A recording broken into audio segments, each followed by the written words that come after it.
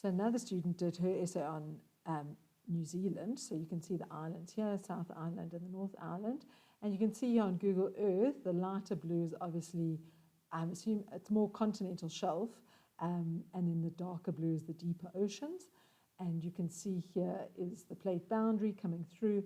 And I find it so interesting that on the north of the North Island, subduction is to the west. I hope I have that right. And to the south of the South Island, subduction is towards the east.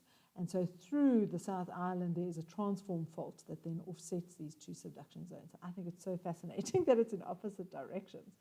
But the reason why I was telling you about this continental shelf here is because when you turn on the magnetic data, so we downloaded the EMAG data for free online.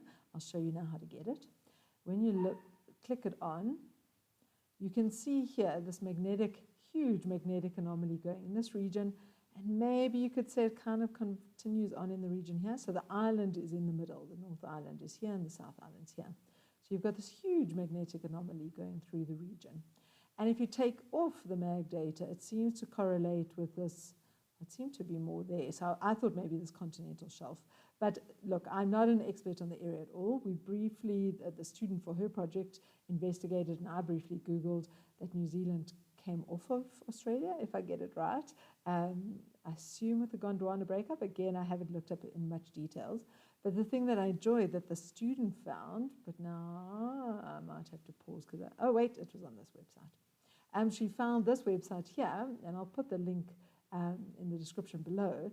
And so here you can see New Zealand in blue, and here's the plate boundary. And so they were mapping here a granitic belt, interestingly enough, linked to the Gondwana breakup, and that suggesting that that was linked with the anomalies, as well as you can see these volcanic regions. So just so interesting to see how it links with the plate tectonics, and I suppose there's a huge emphasis of how we have to think about an integrated interpretation of regions and when we are doing exploration to understand its tectonic setting, because it might guide where we continue or expand exploration efforts. So yeah, just another interesting example I saw while marking. Or maybe I'm just avoiding actually finishing my marking.